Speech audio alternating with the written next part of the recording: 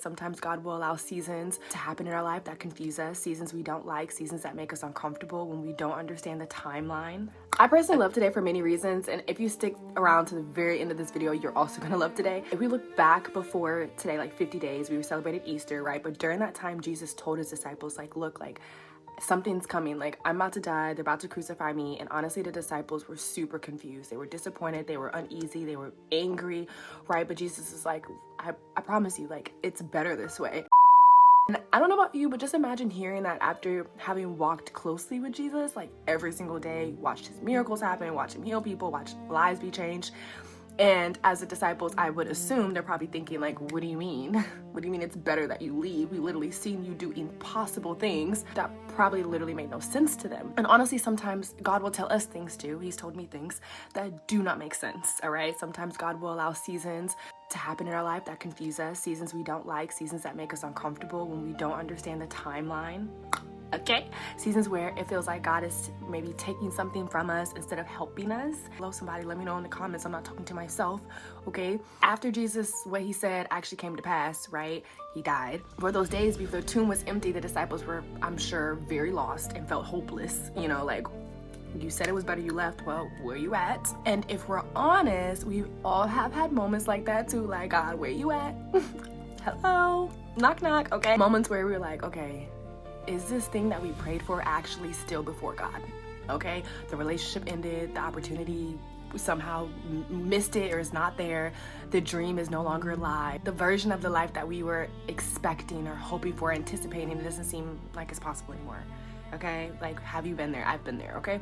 But the disciples felt like this too, Mary, Martha, but then the tomb was empty. And when they saw the tomb was empty some days later, it was a reminder that, you know, God's not a liar. A reminder that what he said still stands even if life does not look like it. But even after the resurrection, there was still a waiting period because Jesus, remember, he told them a helper was coming. He said, it's better that I leave you because I'll send you a helper.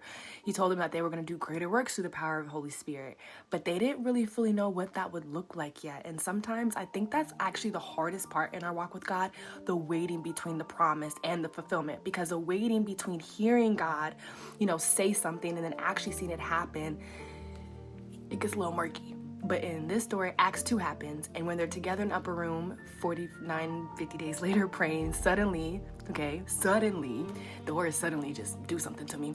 There is a sound like a mighty rushing wind, and the Holy Spirit fills the room, fills the people.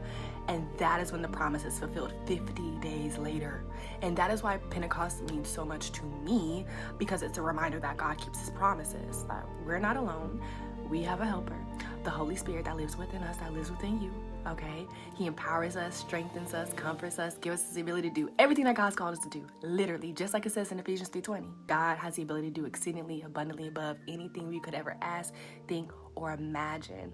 But people always forget the back part of that verse. Like, that's according to his power at work within us. And so Pentecost is a reminder that God can still use ordinary people like me and you, and we could do extraordinary things with his spirit. Maybe the thing that doesn't really make sense to you right now, not the end of your story, let me tell you that, okay? Because God does not lie. He is still preparing the promise. And honestly, that's one of the reasons why I wrote this book like a year ago, but it's called The Names of God. And it's a prayer resource that I use, that I share with my friends in my community, because I believe a lot of believers know about God, but they don't really fully know, like, his character, what he promises, or how to pray with confidence or with power in difficult situations. So if you've been feeling spiritually tired or stuck or discouraged, friend, or powerless, this resource that I wrote will help you understand who God is and what's available to you through your relationship with him. So if you comment more power down below, I'm gonna send you a direct link, okay? Happy Pentecost Sunday. Love you guys.